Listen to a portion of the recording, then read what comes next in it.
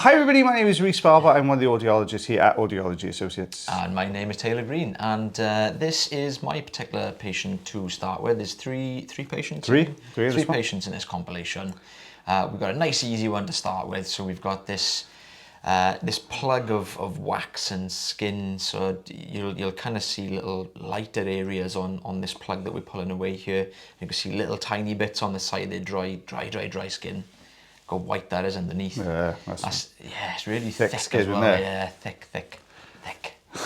Let's clear already, nice and clear. So patient hearing so much better already.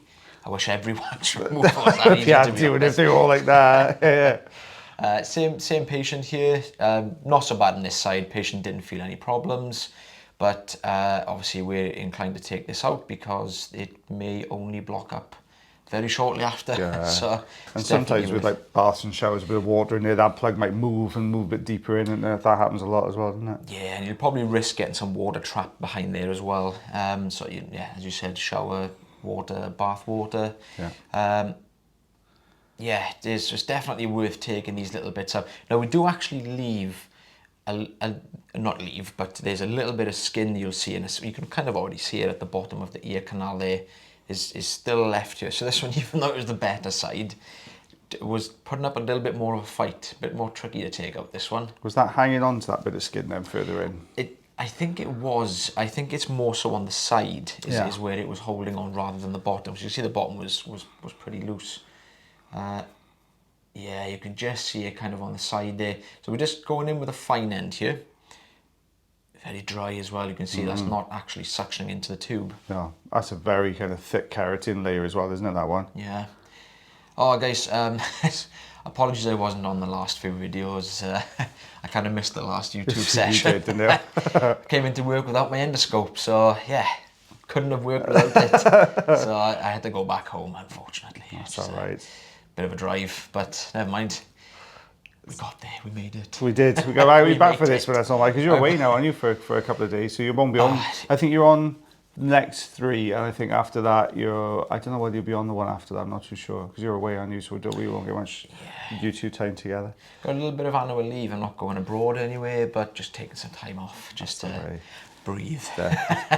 Recharge your audiology batteries. Plug my batteries back in.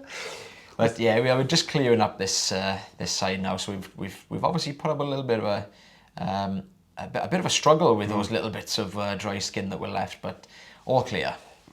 I think it was easier because you now have the superior camera. I think that's why it's easier, because you've got the superior camera now. Yeah, I've got a superior camera.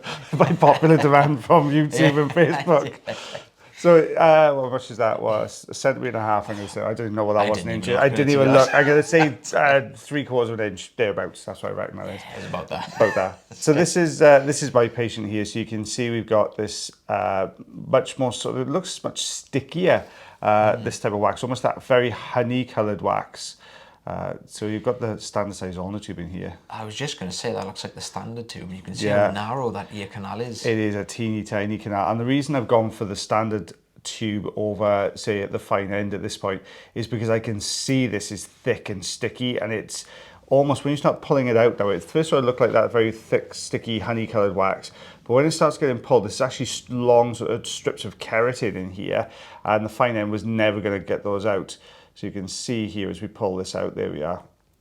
Or you give it a go, but you'd just be there for... Oh, you'd be there for days. Days.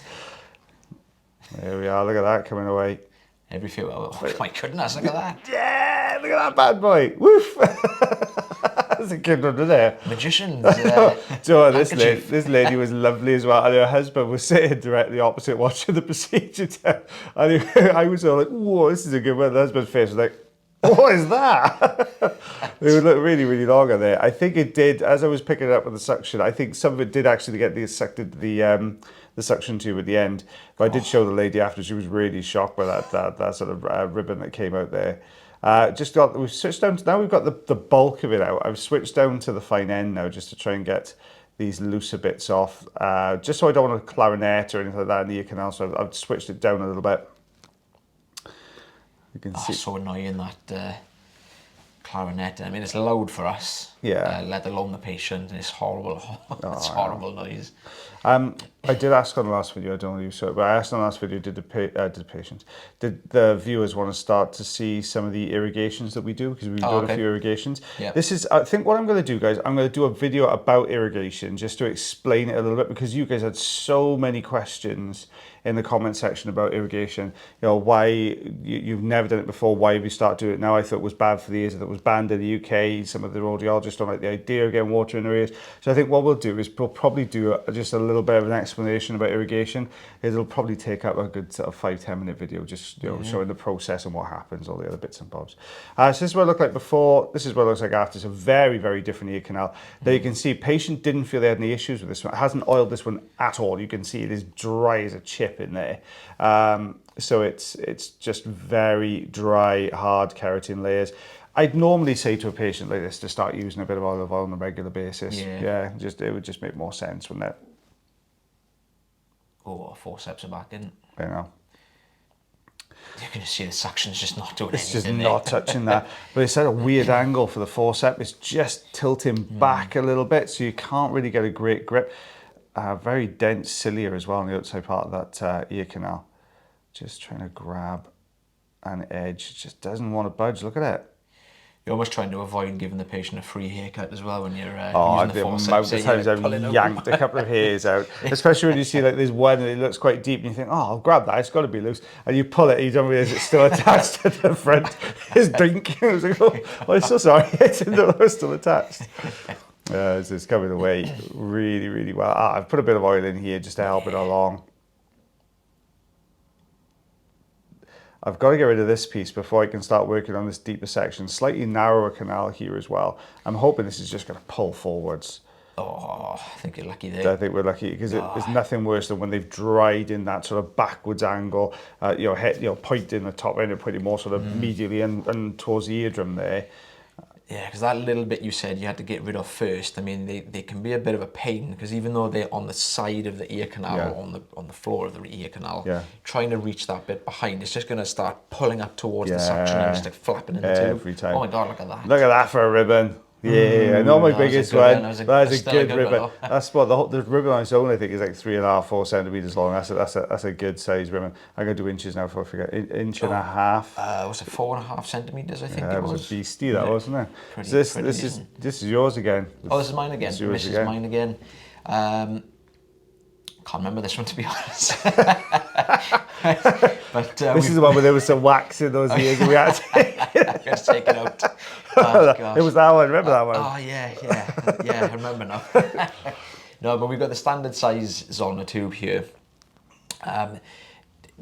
Not soft and not hard. We're kind of that in between consistency. We've got like the front surface you could see starting to suction into the tube there, but then you've got this core. This harder sort of bulk, which is just holding on and it's still attached to the ear canal. So this is where you're gonna see me just give it a little wiggle, I think, in a second. This is what I usually do anyway, to try and get these loose. You do. You just kind of, if you can get a good grip, that's the key to it. If you've got the grip, you can give it a good old sort of shimmy out of the ear canal. Yeah, a good old shimmy. Yeah. But the problem is with these ones, sometimes you can't get a full grip, so you get like on the edge of the suction tube there, you can see little tiny gaps, so there's probably some air escaping from there, so I more than likely haven't got a full suction grip here. This is only like a half suction grip. You can tell by the noise of the suction machine, can't you? You can tell when it's got a good grip and when it's started to loosen, you'll hear a difference in the suction machine. But it's ever so slightly edging itself out, or it's just waiting for it to just pop out. I know. Well, it's on its way. Excuse me. I know we've both had to come in really early this morning. We have. We're foggy. We're still waking up. We've only had half a cup of tea yet so far, so I'm a little bit croaky still this morning. This is where I want to put the pop side effect on. Sound effect, not side effect. Sound effect on. Oh, there it is. There it goes. This is just that kind of where it was still holding on, so that was why there was a little bit of resistance with that plug there. A little bit of keratin hanging on to it. So we swapped down to a fine end, but I've obviously left that because it was clarineting quite clearly. So yeah, I would have advised the patient some olive oil. Some of our patients are quite nervous to start with having wax removal done. This is more than likely a patient that's not had it done before, because if it's sometimes clarinets, we would normally go back in with some olive oil, try and remove it. But I mean, this particular patient, I actually do remember this one now. I remember stopping the procedure early on this one because it was clarineting slightly, even with the fine end on. So I just thought, you know what, it's clear. I'm just going to leave it as it is. Use a little bit of olive oil. That will just start to migrate naturally over time. And if it does happen again, which is more than likely for this particular patient, if it does build up a wax again, then that little bit of skin that's there would have more than likely have been. You do find sometimes if your patient's quite nervous, especially if they've never had wax removal before, they come through and they are quite nervous their first visit. I've said it before in videos, if you let that patient go away and they've had a nice experience, they realise it's not going to hurt, it's not painful, it's not going to cause any damage to their ears, they are far more likely to come back, and they will tolerate maybe a little bit more next time, because they know you're not going to do anything to... They'll be used to it. Yeah, exactly right. They're not going to hurt their ears at all. This is very tough. Yeah, and it's a bit of a pain as well, because when it's your first time having it, I mean, when you're really desperate, you will try anything. But yeah. I mean, if I can remember, this particular patient was quite dubious about actually using a load of olive oil before coming in, because they're already having some issues anyway.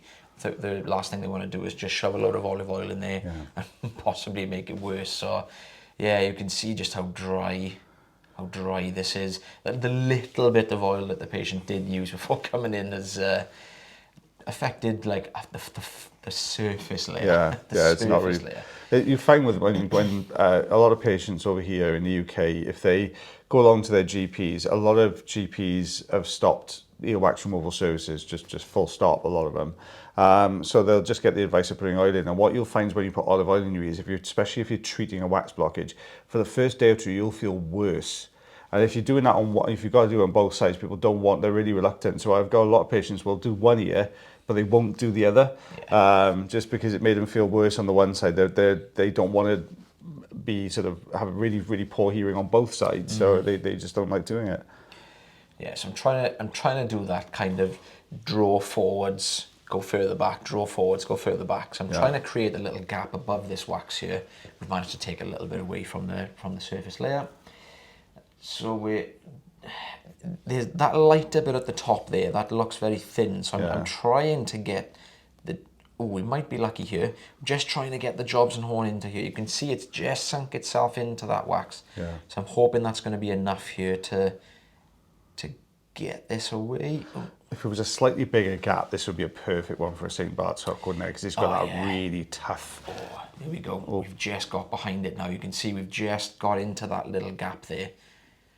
I already know that we're nowhere near the ear drum, because this plug of wax was actually not far from the entrance of the ear canal, so it was just past the sort of first bend. You can see this is right at I can see this now without the endoscope, so I'm with that close to the entrance of the ear. I'm just waiting for it again to pop out. There we go. There's that roll. Obviously smacked the camera as well on the way out of that one.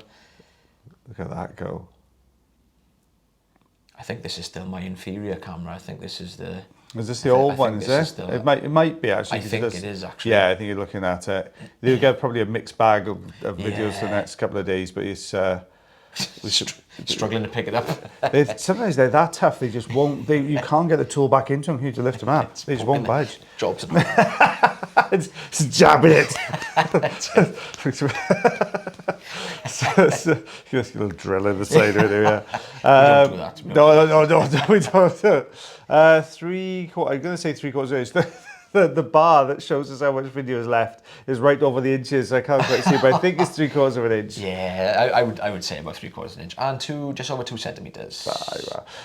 We didn't ask you to like, share, heart, follow, subscribe. If you do have any issues with your ears, what can those patients do? Taylor Green. You can go onto our bio and click the website, and it'll have all our details on there, so you can see myself or the fabulous Mr. Rhys Barber. You did that. You first time. That was do it non-rehearsed first time, as well this time, yeah. guys. Non-rehearsed. Yeah, that Alex, it was that off the cuff. Off the dome. Off the dome. But guys, as always, take care of yourselves. Take care of your ears. And take care of one another and myself and the lovely Mr. Taylor Green. We'll see you again real soon. Bye, everyone. Bye.